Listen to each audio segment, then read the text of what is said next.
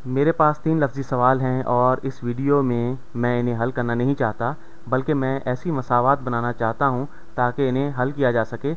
दूसरे लफ्ज़ों में मैं इनका तनासुब निकालूँगा। तो पहली प्रॉब्लम जो है इसमें हमें मिला हुआ है 9 मार्करों की कीमत 11.5 डॉलर है। तो 7 मार्करों की कीमत कितनी होगी? तो हम यूँ कहें कि x जो है वो 7 मार्करों की कीमत है। तो इसे हल करने के लिए हमें दो निस्बतें निकालनी होंगी। तो पहली निस्बत जो है वो 9 मार्कर और उसकी कीमत में हम निकालते हैं। तो इनके दरमियान जो निस्बत है 9 मार्कर और उसकी कीमत जो है 11.50, तो 9/11.50 हम इस तरह लिखेंगे। ये बराबर होगी निस्बत जो 7 मार्कर और उसकी कीमत के दरमियान होगी। ठीक, तो 7/x जो है वो हमारी 7 मार्कर की कीमत है जो हमने फ़र्ज़ किया है। तो 7/x जो है वो बराबर होना चाहिए 9/11.50 के। ठीक, तो 9 मार्करों और उनकी कीमत के दरमियान जो निस्बत है, रेशो है, वो बराबर है 7 मार्करों और उनकी कीमत के दरमियान जो रेशो है उससे। तो इसे इस तरह भी लिख सकते हैं कि तो 9 जो निस्बत है 9 मार्करों की कीमत और 9 मार्करों के दरमियान वो बराबर है 7 मार्करों की कीमत जो कि x है और 7 मार्करों के दरमियान। ठीक, तो ये हमने इन्हें उल्टा दिया है, दोनों तरफ ऊपर नीचे कर दिया है। तो इसी तरह जो है जो निस्बत है 9 मार्करों और 7 मार्करों के दरमियान, ये बराबर होगा जो निस्बत है इनकी कीमतों की, यानी 9 मार्करों की कीमत यानी 11.5 बटा x जो कि 7 मार्करों की कीमत है। ठीक, तो अगर हम इन्हें इस तरह भी लिख सकते हैं कि जो निस्बत है 7 मार्करों और 9 मार्करों के दरमियान, ये बराबर होगी 7 मार्करों की कीमत और 9 मार्करों की कीमत की निस्बत के। तो 7/9 ये बराबर होगा x/11.50 के। तो ये तमाम सही मसावात हैं और इनकी मदद से आप x की कीमत निकाल सकते हैं। तो अब ये लेते हैं दूसरी मिसाल।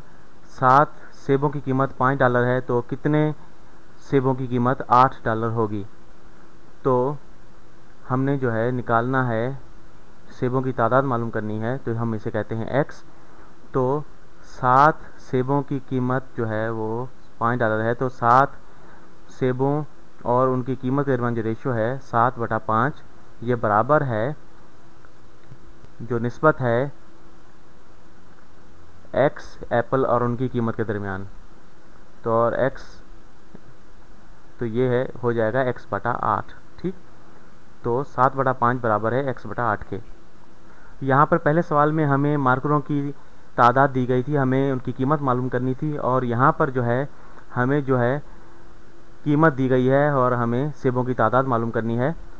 तो इसको हम इस तरह भी लिख सकते हैं कि जो निस्बत है 7 सेबों और x सेबों के दरमियान, ये बराबर है कीमत 7 सेबों की जो कि 5 डॉलर है और कीमत x सेबों की जो कि 8 डॉलर है। ठीक, तो आप इन दोनों मसावात को उल्टाकर दो और मसावात बना सकते हैं और ये दोनों बिल्कुल सही मसावात हैं और इनकी मदद से आप x की कीमत मालूम कर सकते हैं। तो अब आखिरी सवाल को देखते हैं। एक केक की जो तरकीब है 5 लोगों के लिए, उसके लिए 2 अंडों की ज़रूरत है। ठीक, तो कितने अंडे चाहिए होंगे 15 लोगों के लिए केक बनाने के लिए? ठीक, तो हम इसे x कहेंगे, हम इसे e भी कह सकते हैं, लेकिन आप याद रखिए कि e जो है वो हिसाब में एक अदद को भी कहते हैं, ख़ास अदद को, इसलिए जो है हम उसके बजाय ABC XYZ कोई भी अदद इस्तेमाल करें तो ज़्यादा बेहतर है। तो 15 लोगों के लिए जो हमने केक बनाना है उसके लिए कितने अंडों की ज़रूरत है, तो उसे हमने x से ज़ाहिर किया। तो हम जो है इनकी निस्बत को ले लेते हैं। तो 5 लोगों और 2 अंडों के दरमियान जो निस्बत है ये बराबर है 15 लोगों और x अंडों के दरमियान निस्बत जो है उसके। तो 5/2 बराबर है 15/x के।